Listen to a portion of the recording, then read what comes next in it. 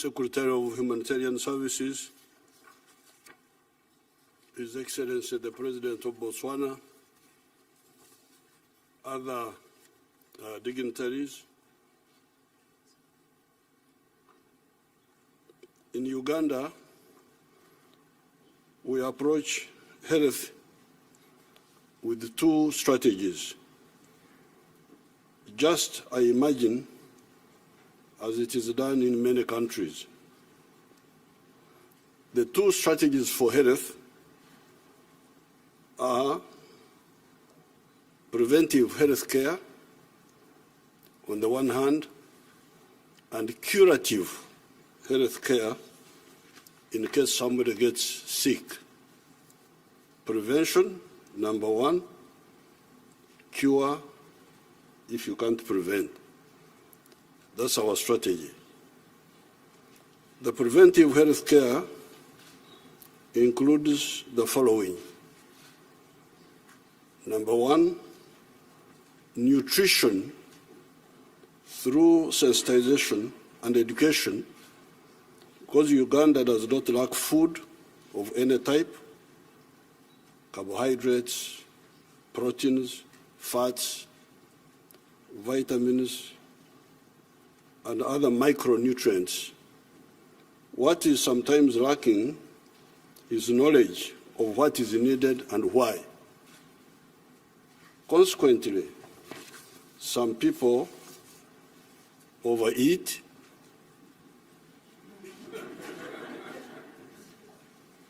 others undereat, and others miseat. In other words, eat what they do not need and fail to eat what they need.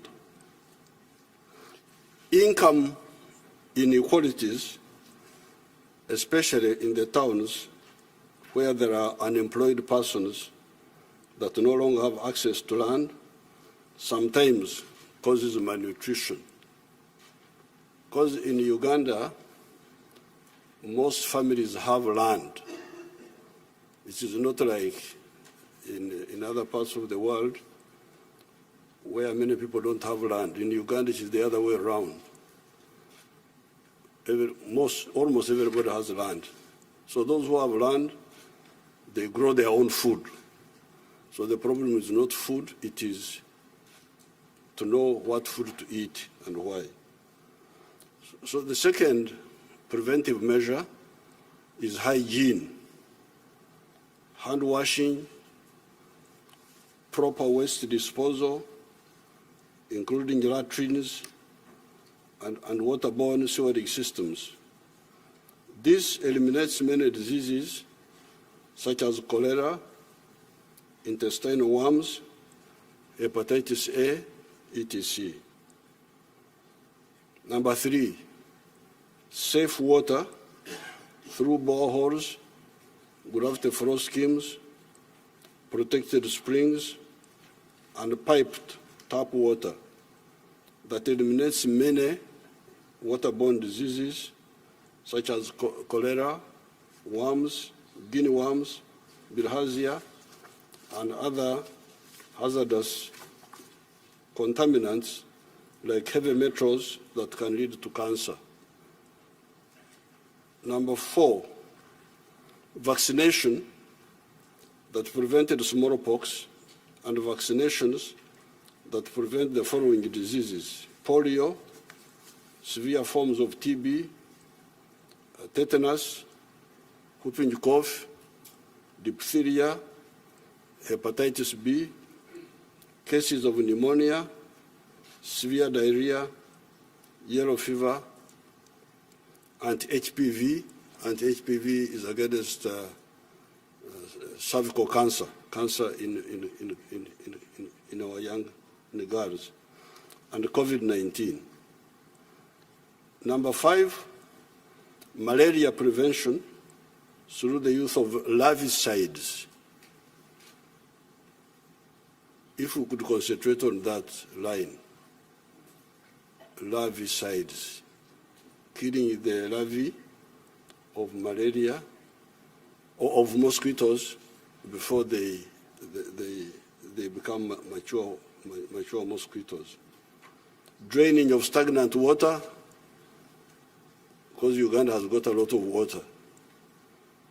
20% of Uganda is under fresh water. So that water is good for us, but also good for our enemies. So if we don't work on it, it can be a problem. The use of treated bed nets, etc.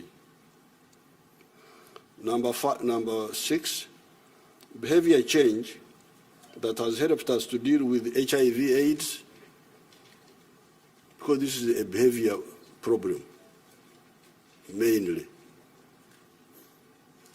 AIDS, you go and look for it, doesn't look for you. Corona-19, again, this is partially a behavior problem, but especially Ebola. I'm glad the Secretary was recognizing our recent little victory against this Ebola. When this Ebola came up recently, there's a new clan. There are different clans of Ebola.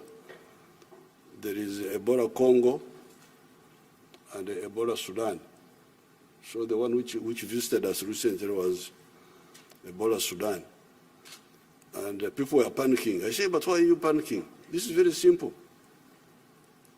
This disease does not attack you unless you come in physical contact with the one who has got the virus.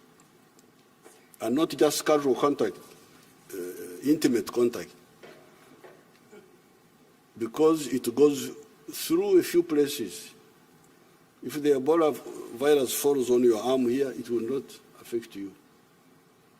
It will not affect you if it goes into the eyes, the nose, the mouth, or through sexual interaction. So, I told our people, but you know how the Ebola is going. Let's stop it. They were running around, but we stopped it. It's not such a big issue. Number 7, lifestyle diseases, such as hypertension, diabetes, heart attacks, kidney diseases, cancers, alcoholism, etc. These can be prevented in many cases by appropriate conduct, e.g., not overeating. Why do you eat too much? Not smoking, not taking excessive alcohol, and exercising, etc. Number 8, this is all in the prevention. Protecting the environment, especially the quality of the air, that can help us to prevent some of the respiratory canal diseases. Some of the pollutants can go through food chains, e.g. agrochemicals.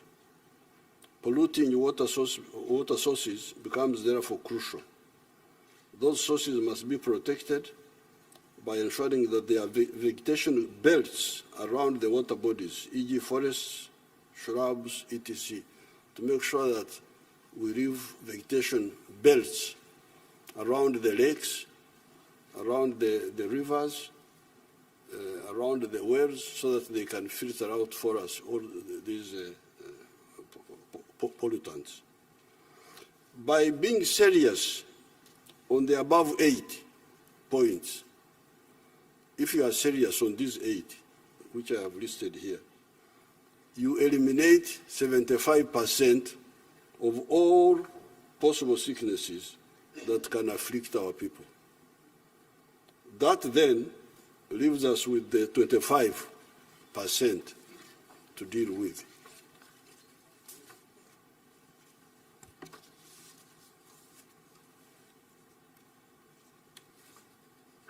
It is here that now the curative network of our medical centers comes in. In Uganda, we have what we call a health center 3 per sub-county. And there are 2,184 sub-counties in Uganda. Then we have health center 4 at the county constituency. And there are 353 parliamentary constituencies in Uganda, out of which 167 have the health center 4s. We call them health center 4s. A constituency has around 100,000 persons. The third tier has a district hospital. This should be 147 in Uganda. However, we now have 45 of them. There are then the regional referral hospitals, which should be 21. We now have 16 of them. There is then the National Referral Hospital at Mulago, plus other specialized national health assets such as the Women's Hospital, the Joint Clinical Research Center for AIDS. All the above are government health facilities. There are, however, many private health facilities belonging to private people, to the churches, to Islamic groups, to private people, both local and foreign. We are now working on eliminating medical referrals abroad, because we have been having that problem of our people going to India, especially, and recently to Turkey. We are trying to eliminate that. Referrals mainly for heart, kidney diseases, and cancers, and sometimes involve organ transplants that have been taking US dollars 70 million from Uganda per year. Those referrals have been taking quite a bit of money from the country. We are going to we are going to reverse medical tourism.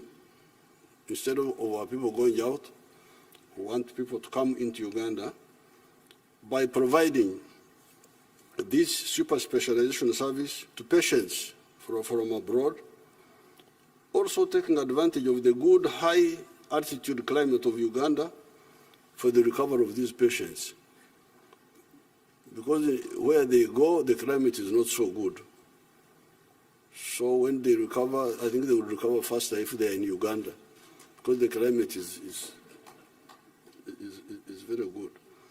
Uganda's elevation is between 600 to 21 meters above sea level. So when I land in Washington, I get worried because I see on the computer of the plane that I'm 18 feet above sea level. I get really very worried. So Uganda is between 621 meters above sea level and 5,119 meters above sea level. That is why you find permanent snow on the equator. The picture of the Rwenzori here clarifies that point. In my statement, you will see the picture of the Rwenzori with permanent snow right on the equator. Uganda is therefore moving well on the issues of health. The pressure is to cause our doctors in the districts and nationally to put more emphasis on public health, avoid the sicknesses, instead of waiting for people to be sick and then get treated. This has been part of the colonial training of the doctors. The doctors, the way they are trained they were trained in the past, it was for them to ambush the diseases, wait for people to be sick so that they are treated. But why do you wait for people to be sick? Why don't you stop it? This is our emphasis. They have that orientation. We are trying to convince them to please educate the people so that they don't get sick instead of waiting for them to be sick. That is how our population has risen from 14 million in 1986 to now more than 43 million. The population in 1986 was only 14 million, but it is now 43 million. and it will be 106 million by 2050. So don't worry about this population. I know some people are worried about population, but Africa has actually been underpopulated. So when you are worried about population, don't worry about Africa.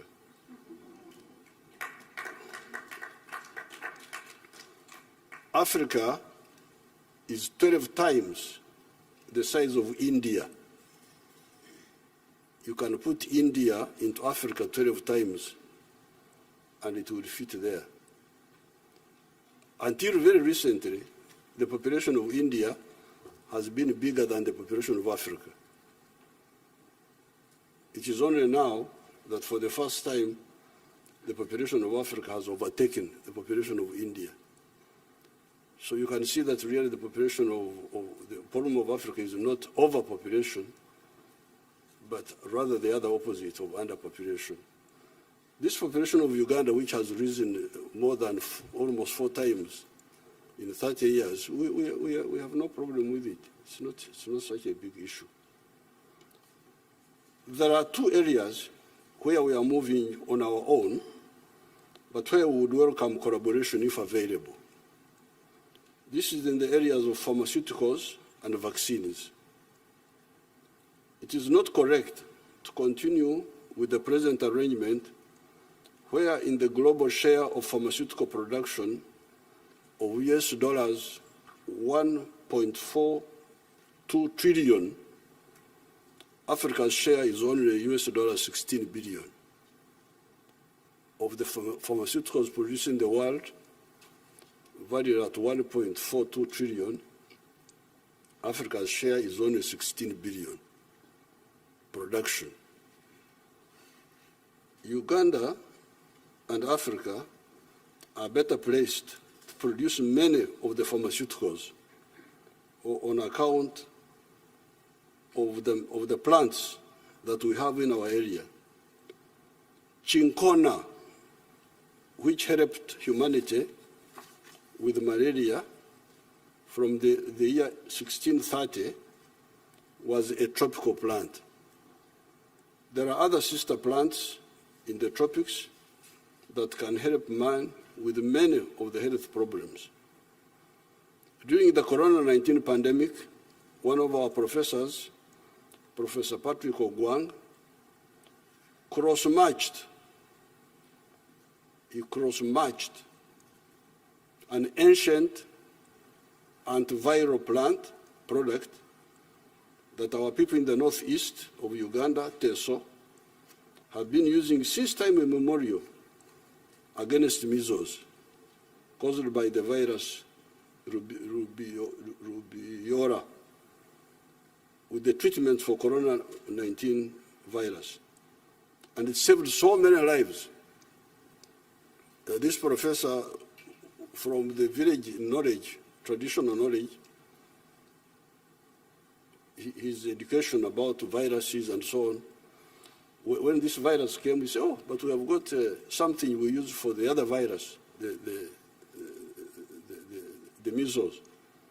Let me try it on Corona. And it just kicks it out. Just kicks it out. Uganda, with a population of 43 million, had 170,000 cases of Corona-19. And we lost 3,632 people. You very well know what happened in other parts of the world. You know how many people died. Many more than this one here. We are also working on developing all the types of vaccines needed for the humans and for the livestock. Our scientists have, for instance, discovered an anti-tick vaccine recently. On the side of the diagnostics, we are moving well, as we are doing on the side of sanitizers. Being one of the biggest producers of bananas in the whole world, since ancient times, it was easy to enhance the production of sanitizers from the alcohol base and from bananas. In the Great Lakes countries of Kenya, Tanzania, and Uganda, you even come across many names of marwa, wamarwa.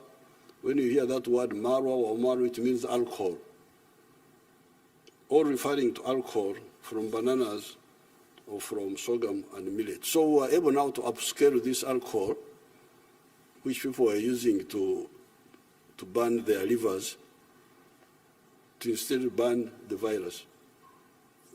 That's how we're able to get the sanitizers. In conclusion, from Uganda's point of view, we invite friends like the United States and brothers like the African brothers who are here to cooperate with us in the production of vaccines and pharmaceuticals for the improvement of global health.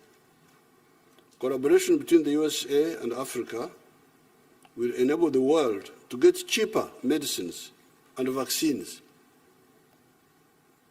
Because remember, our production costs are lower. Our production costs are lower. So if you want cheaper drugs, the place to go is Africa. In our research for vaccines development, we found that we need 17 input chemicals and reagents, including the one known as beta-propiolactone. When we are developing these vaccines, we find we need chemicals and reagents, and one of them is this one. Because I take close interest in this, you may think that I know something about chemistry, but this is just plagiarizing, stealing the knowledge of others. And when I speak, people think, oh, the man is informed.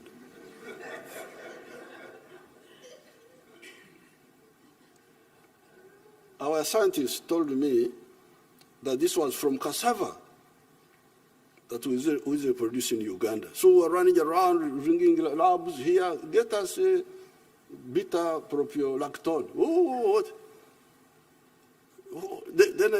But where is this made from? From cassava. Cassava! But we have all it is not correct to produce unaffordable medicines on account of using expensive inputs when countries like Uganda can produce those inputs cheaply. Our part of the world, the Great Lakes area, had little contact with the outside world until 1841, when an Arab man by the name of Ahmed bin Ibrahim became the first non-black person to come to our area. We had never seen a non-black person until 1841 when an Arab came. And people looked at him. They didn't know that he had a skin. They thought he had no skin because he was the first non-black people they saw. So in those times, people were traveling by ships and walking on foot for 1,000 miles from the ocean.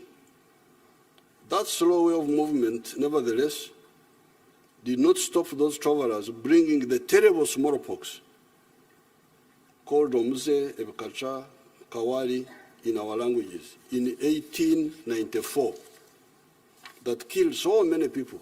Those travelers who came from outside brought us terrible smallpox in 1894. If epidemics could spread in spite of the slow pace of movement of those days, how about now when people can hop from continent to continent in a matter of hours by aircraft? The recent phenomenon of COVID-19 has clearly shown this. This therefore means that especially with epidemics, like the Secretary said, the health of one is the health of all. I thank you, Your Excellencies.